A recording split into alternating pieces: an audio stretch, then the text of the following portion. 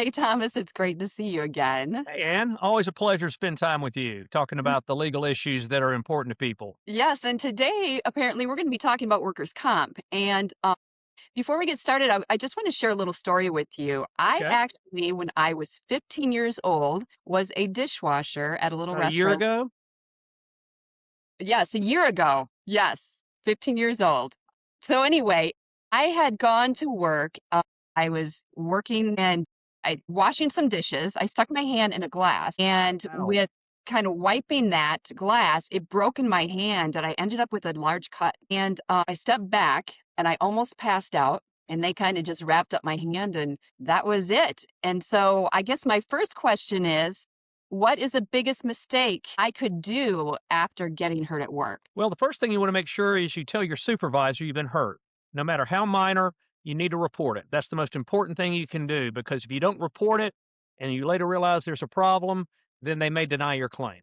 So report it. No matter how minor, no matter how insignificant you may think it is, report it to your supervisor and make And sure they're aware. and what obligation do they have? Because I mean, I was standing there and I almost fell over. They just kind of, someone just came over to me and kind of held me up, and then we wrapped my hand and basically sent me home. So that's pretty much what happened. And I kind of think about it now, looking back, I'm like, "Oh, that wasn't necessarily, I don't think, the smartest thing to do, but it is what it is." Well, again, reporting it to your supervisor is the most important thing.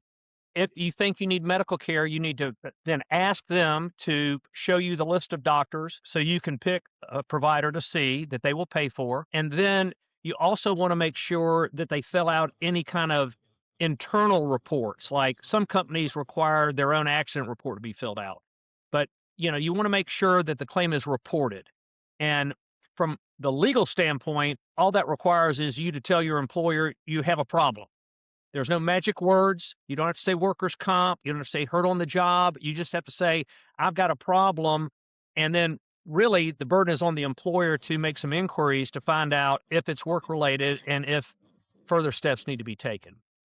That certainly makes sense. Now, can I get fired if I am on workers' comp? Absolutely. Georgia's an at-will employment state, but the key is your employer firing you does not relieve them of their obligation to provide you workers' comp benefits. The best example is car insurance.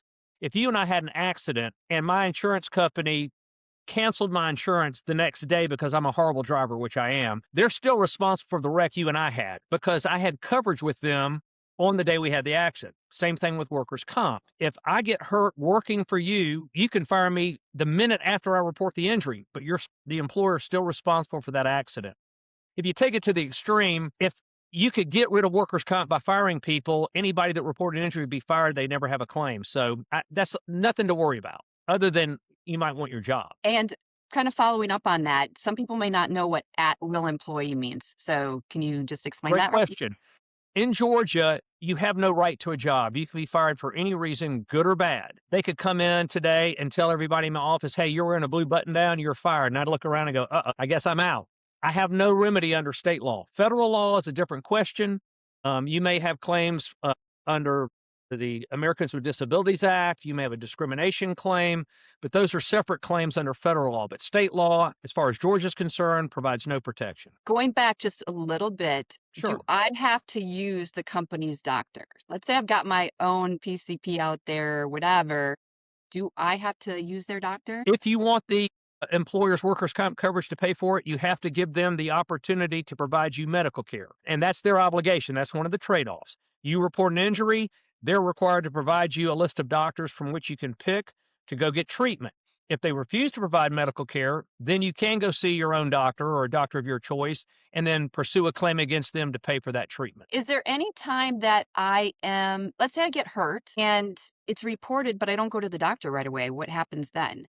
I mean, let's say I don't feel something until maybe a couple days later, and I'm like, "Oh, is that gonna harm me?" Well, not really. I mean, that happens to a lot of people. They get hurt and the shock of the accident or the incident or the embarrassment, they don't realize they're hurt until maybe the next day or the day after. Whenever you realize you need treatment, the most important thing is to go to your employer and say, hey, I need to see a doctor because of the incident I told you about yesterday or the day before.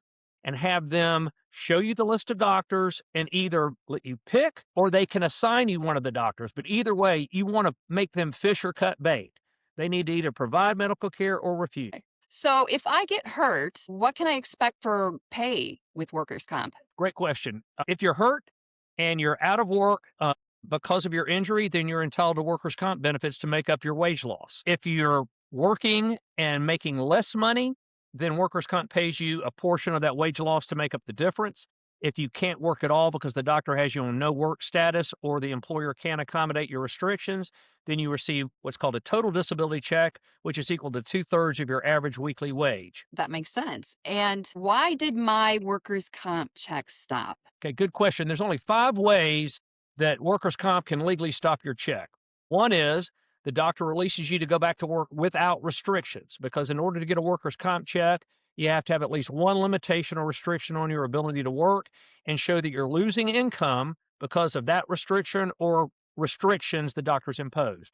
Number 2, they can cut off your check if you're on restrictions, but you're back at work and you're making the same or more than you were making when you got hurt. Number 3, you've drawn the maximum number of weeks of benefits that you're entitled to under the law, which is not, it's a long time. It's potentially 7 years and 8 months. So it takes a while to run out of checks.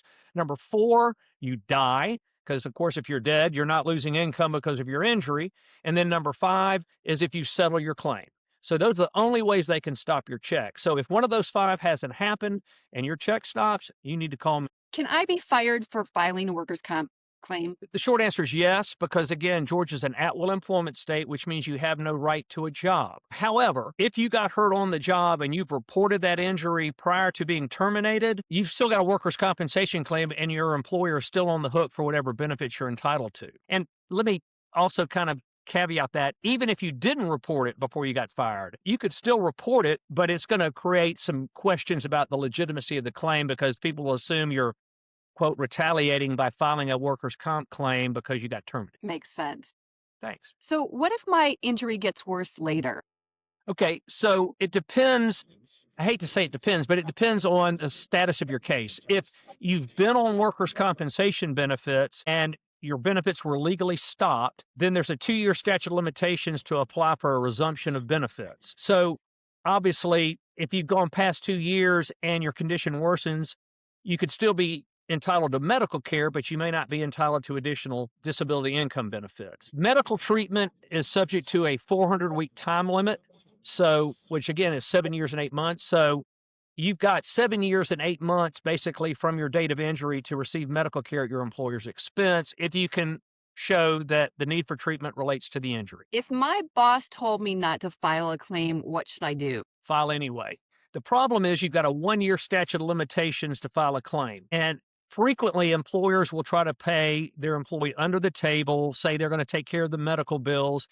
And, that's all well and good for the first week or two. And then the employer realizes, hey, this is getting expensive and they want to quit paying.